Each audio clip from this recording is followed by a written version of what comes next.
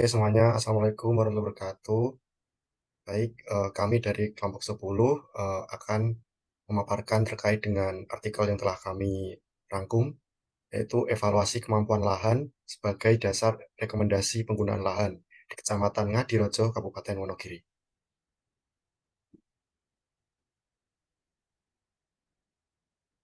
Untuk permulaan, artikel ini membahas evaluasi kemampuan lahan sebagai dasar rekomendasi penggunaan lahan di Kecamatan Ngadirojo, Kabupaten Wonogiri.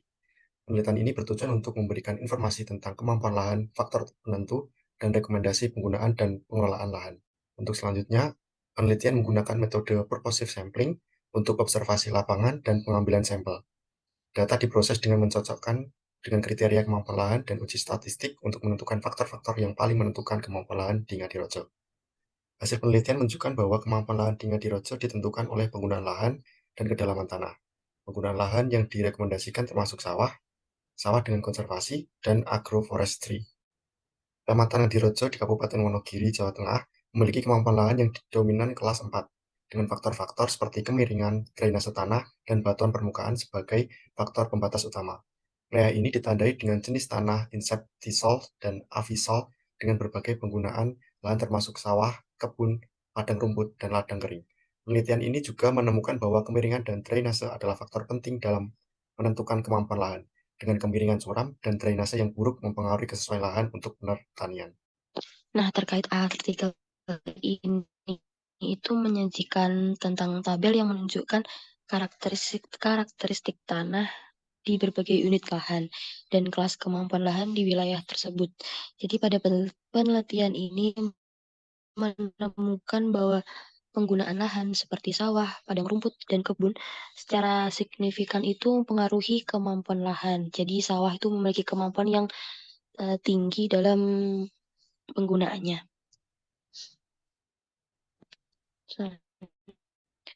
Dari hasil pemaparan artikel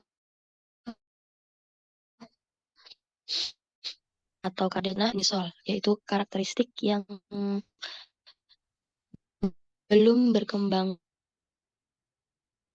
secara lanjut. Untuk pelaku cuparansi kisar antara 2 sampai 40% landai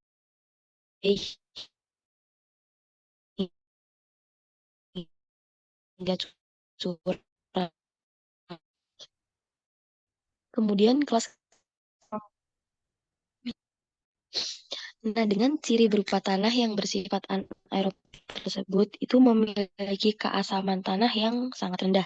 Kemudian pada kelas kemampuan 3 itu seluas 47,75 hektar atau setara dengan 0,7%.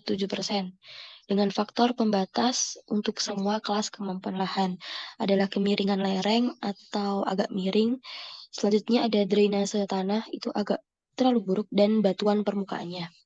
Selanjutnya Kelas kemampuan lahan 3 dengan faktor pembatas kemiringan lereng agak miring, drainase tanah agak buruk, dan batuan permukaan sedikit memiliki luas 47,75 hektar yang terdapat pada SPL 6.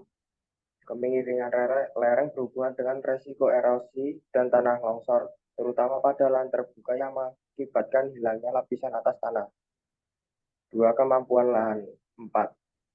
Dengan faktor pembatas drainase tanah buruk, memiliki luas 5.132,62 hektar yang terdapat pada SPL 1, 2, 3, 4, 5, 9, 10, dan 12. Lahan dengan faktor pembatas ini memiliki ciri berupa tanah bersifat anaerob dan memiliki kesamaan tanah yang rendah. Umumnya penggunaan lahan sawah memiliki drainase yang lebih lambat daripada tegalan. Demikian tabel karakteristik tanah pada masing-masing satuan peta lahan Kecamatan Ngadirojo, Kabupaten Wonogiri. Nah, ini gambar peta kelas kemampuan lahan Kecamatan Ngadirojo, Kabupaten Wonogiri. Dengan keterangan yang berwarna merah merupakan permukiman, sedangkan pink, hijau, orange, dan kuning merupakan kelas kemampuan lahannya. 3. Kelas kemampuan lahan 4 dengan faktor pembatas kemiringan lereng memiliki luas 1.690 hektar atau 24,31% yang terdapat pada SPL 7. Lahan ini memiliki kemiringan lereng yang cukup besar sehingga kurang cocok digunakan sebagai lahan pertanian. Kemiringan lereng maksimal dapat digunakan untuk penggunaan lahan pertanian adalah 21%. 4. Kelas kemampuan lahan 4 D4 dengan faktor pembatas kemiringan lereng dan drainase tanah yang buruk memiliki luas 82,68 hektar atau sekitar 1,18%. Tanah dengan drainase yang buruk memiliki kandungan hara yang rendah. Salah satu penyebabnya karena Actinobacteria tidak dapat berkembang dengan baik. Actinobacteria merupakan bakteri yang berguna dalam dekomposisi bahan organik dan hidup pada daerah dengan drainase yang baik. Lebih banyak di daerah dengan drainase yang baik.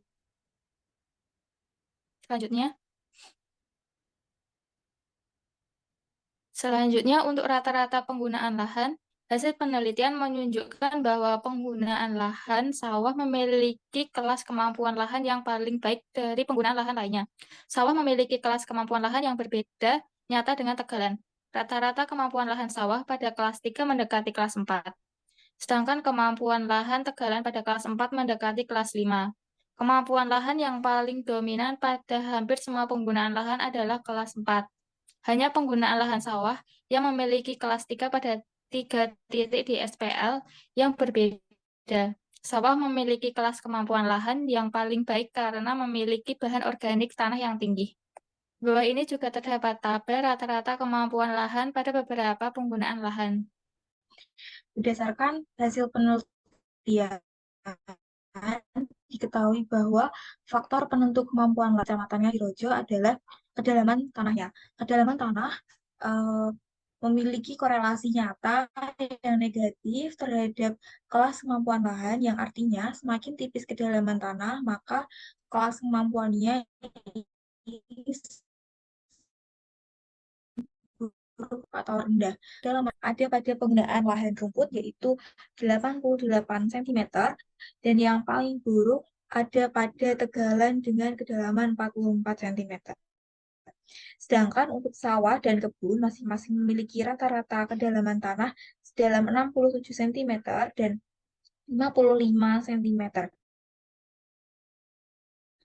Kedalaman tanah pada lahan tegalan lebih dangkal daripada penggunaan lahan lain, karena lahan tegalan memiliki kemiringan lereng yang besar.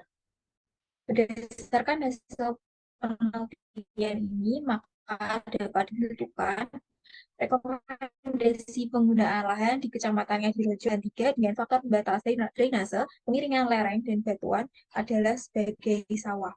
Rekomendasi untuk kemampuan lahan kelas 4 dengan faktor pembatas berupa drainase dan kemiringan lereng digunakan sebagai pertanian dengan konservasi dan agroforestry.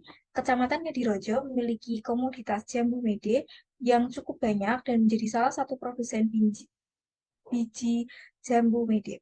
Oleh karena itu, agroforestry yang dapat dikembangkan di Kecamatan Ngadirojo adalah dengan mengkombinasikan tanaman jambu mede ini dengan tanaman palawija seperti jagung, kedelai, dan kacang tanah. Selanjutnya, yaitu upaya batas yang berupa drainase adalah dengan penambahan bahan organik dan pembuatan saluran drainase. Penambahan bahan organik ke dalam tanah lebih kuat pengaruhnya ke arah perbaikan sifat-sifat tanah dan khususnya untuk meningkatkan unsur hara di dalam tanah. Bahan organik dapat memperbaiki struktur dan tekstur tanah melalui pembentukan agregat yang mantap serta memperbaiki porositas, aerasi, kapasitas tamping tanah, dan drainase tanah. Peningkatan penguburan dan pengemburan tanah dilakukan untuk memperbaiki media tumbuh tanaman sehingga dapat baik polen tersebut memiliki jumlah batuan yang cukup banyak. Peningkatan kesuburan tanah dilakukan dengan pemupukan.